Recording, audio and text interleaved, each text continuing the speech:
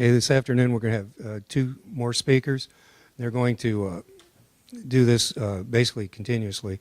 Tessa Francis will talk, and then Kurt Stick will, and then Tessa will be back on. We ask that questions for Tessa be after her second talk, unless, again, if we're having brief clarifications, that works for everybody. And then ask Kurt questions right after his. So Tessa is an aquatic ecologist, and she conducts research related to food webs and the impact of climate and other environmental variables on the food web dynamics. She is interested in the important associations between terrestrial and aquatic habitats and how watershed dynamics impact food webs and populations.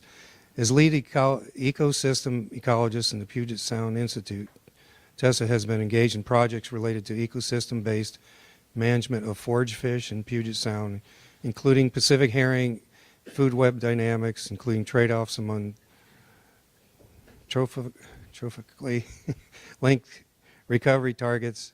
She's also the ecosystem management editor for the Encyclopedia of Puget Sound. And in July of this year, Tessa became the managing director of the Ocean Modeling Forum, which is a joint project between UW, NOAA, and the Packard Foundation.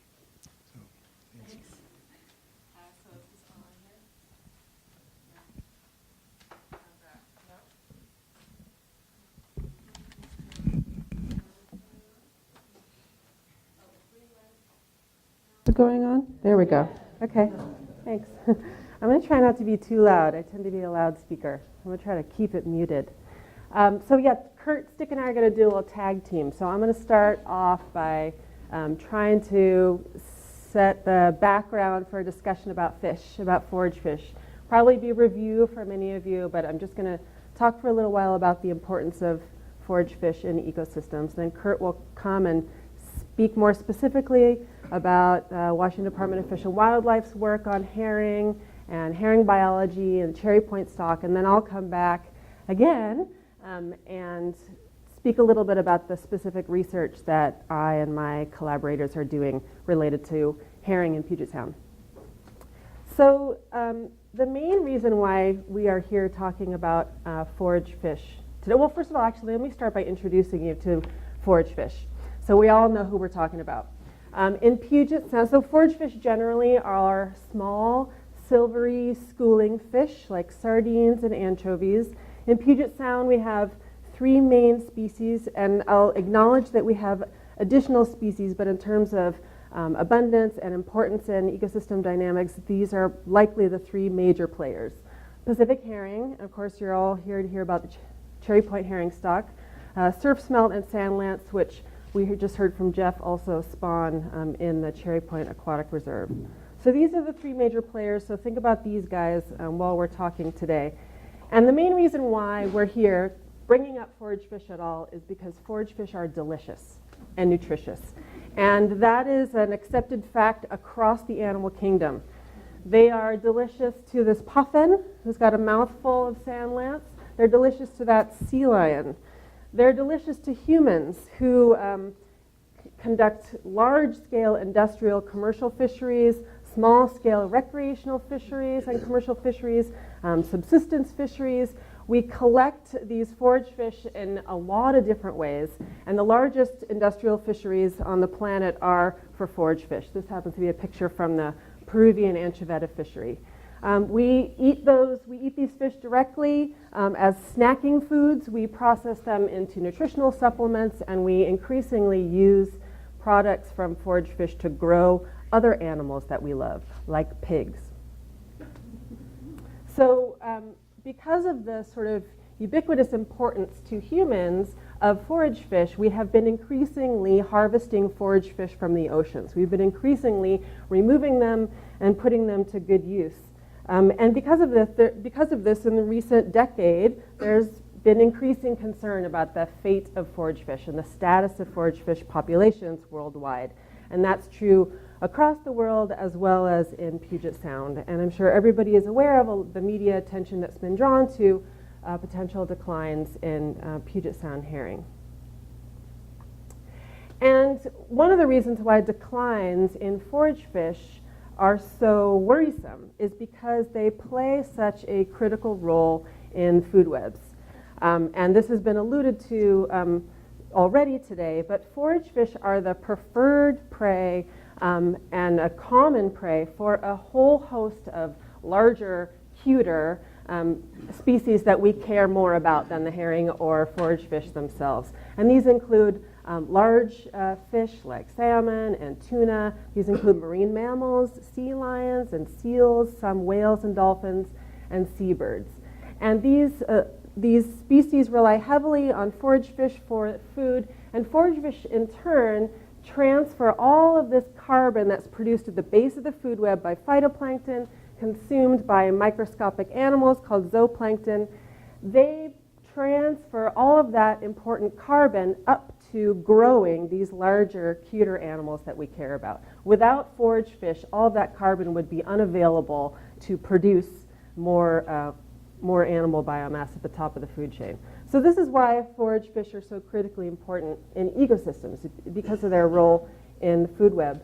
And I was going to demonstrate that on a local level with a video which has been inverted by 180 degrees. And so I'm not sure it's going to work. We tried it out before. You think it's going to work? Oh, okay. I'm gonna play it. So this is. Let me set it up for you before I push play. This is the land, and that's the water. And this is an experience that we had when we were out on Hood Canal sampling herring. So it's a herring spawning event, and we went out there to collect herring eggs, and I'll tell you more about that later. And what happens at a herring spawning event? Has anybody seen a herring spawning event before? Fred has. Okay, so the herring come, the adult herrings come really close to shore. They release their eggs, they release the milt. The adults are there swimming around in really shallow water, and it is lion country safari. I mean, it is a smorgasbord for a whole host of predators. Seals and sea lions come to eat the adults. Diving birds and seagulls come to eat the eggs. Lots of invertebrates come to eat the eggs. You get bald eagles coming that are diving on the birds that are eating the eggs. We even saw deer scampering down the hillside here. I don't know what they were coming to eat, but something. Everybody comes to feast when the herring are spawning. So I'm just going to show you a little tiny video.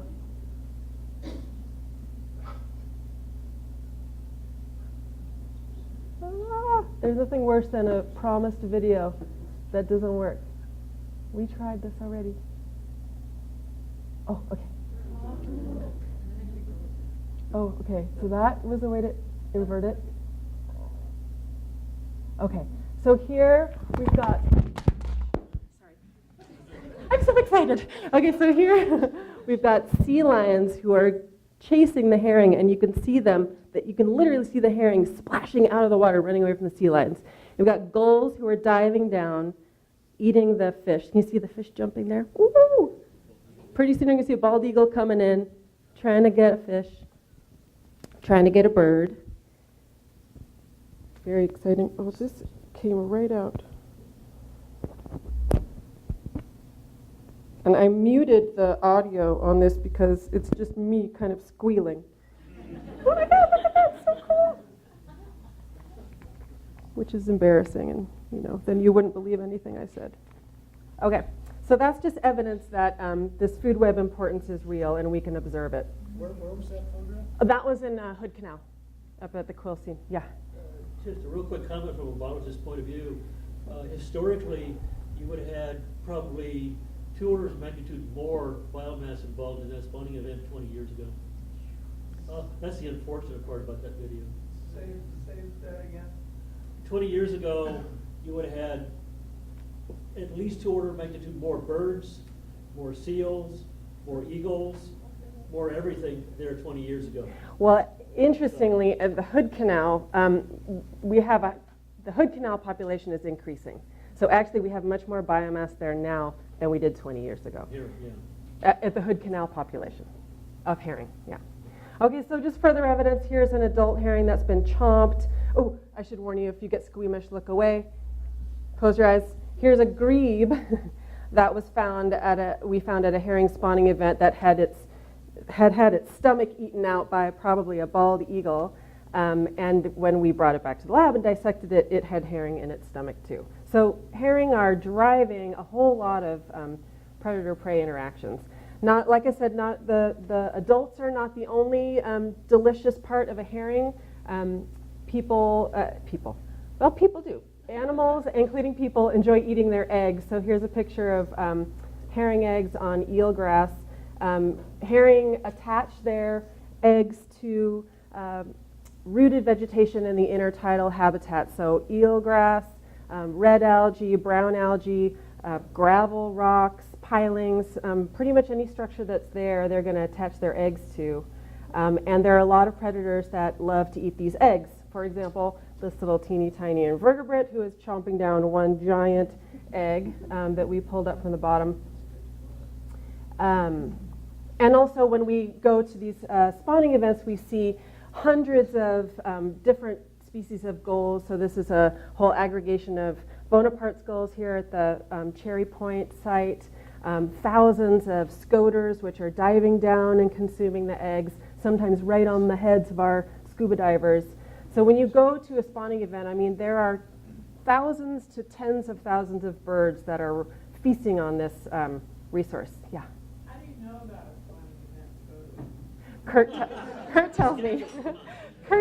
Kurt calls me and says it's going to get on your boat. We just know. Yeah, Kurt's ear twitches. It was scheduled in the newspaper. Didn't you just read it? Yeah. Yeah, so Kurt will talk more about the DFW sampling and monitoring that's been going on for decades, but that's how I know about it, is Kurt tells me. So when you look at historical diets of some of these larger animals at the higher up in the food chain, it's very clear that they rely upon forage fish, all species of forage fish, to a very large extent. And the species that are in red are in red because they are species that are on somebody's list that we should be taking extra special care of. So they're endangered species, they're threatened, or they're protected. And orcas are on there because they rely indirectly on herring because of the importance of Chinook salmon for orcas. And Chinook salmon eat herring also. Okay, so we have a lot of species that we really care about that are heavily dependent on forage fish as prey. Yeah? The 80% is that 80% of their diet is. Yeah, so these percentages represent at some point in their, some diets that were observed, 80% of the diet composition was composed of forage fish. Okay.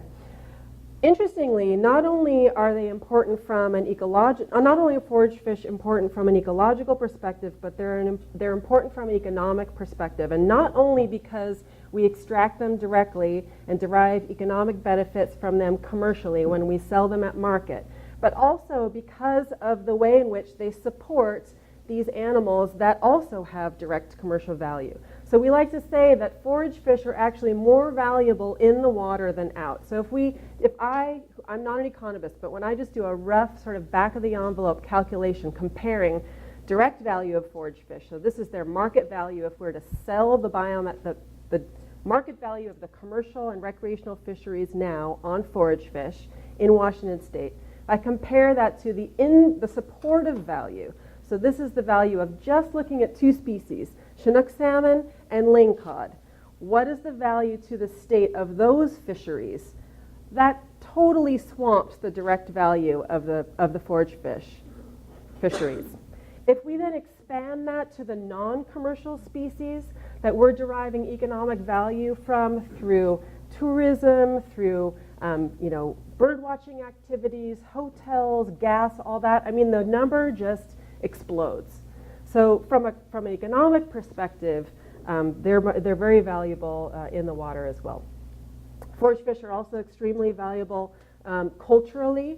So this is a picture of herring roe on kelp, which is a traditional practice practiced by tribes and First Nations groups along the West Coast. Herring roe on kelp is evidently delicious also. I haven't tasted it myself, but this is an important cultural practice for many people in the region. So forage fish are important economically, ecologically, culturally. They're also under threat from a lot of human activities. And this is because of their close ties to the terrestrial landscape, because of their use of the nearshore habitat for spawning. In parts. There are other reasons why they're vulnerable to human activities, but this is a main one. So they spawn, surf smelled and sand lance spawn on beaches, herring spawn on submerged vegetation in the shallow water habitat. We don't know everything there is to know about how activities on the land affect forage fish in the water, but we have some really reasonable hypotheses that a lot of these activities, like shoreline development and watershed development and inputs of pollutants and industry are, and loss of vegetation can negatively impact forage fish. Add that to the pressures that they're already facing from increasing voracious predators, competition from increasing new species in the environment, and forage fish species are often under threat. So we consider forage fish in Puget Sound to be key indicators of ecosystem health. The Puget Sound Partnership uses herring as one of their ecosystem indicators, and this is because, as I mentioned, of the food web connections that they represent, and we have some evidence of that this is a useful way to view forage fish. So, for example, there's a recent publication in Conservation Biology that kind of is the best to look at seabirds in the Salish Sea and looking at their abundance trends over the last several decades and comparing that to the diet data and conducting a risk assessment to ask, which types of seabirds are most at risk of decline and what is their dietary preference, what do they eat, and what the major finding of this paper was that if you look at across all the birds and all the different feeding strategies, the fish that are reliant on the birds that are reliant on most heavily on forage fish are at the most risk of decline. So indicating that using forage fish as indicators of food web health and food web dynamics is a reasonable approach. What are demersal fish? Bottom dwelling fish, like ground fish, rockfish. They're also good indicators of ecosystem health, as I mentioned, because they directly reflect human impacts like shoreline development, inputs of contaminants, water quality because of their association with shorelines. We also are starting to think about forage fish as indicators of human well-being in the ecosystem. So not only because forage fish are so closely associated with cultural practices, but because of these indirect food web ties, they also likely are drivers of overall human well-being, psychological well-being, a sense of place, cultural traditions that are tied to some of these higher trophic level species like salmon, sea lions, seabirds, orcas that directly or indirectly rely on forage fish. Okay, so that's the end of my overview. I think we talked about holding questions, unless anybody has a quick clarifying question. Meantime, I'll hand it off to Kurt, and then you'll have to hear from me again in a few minutes.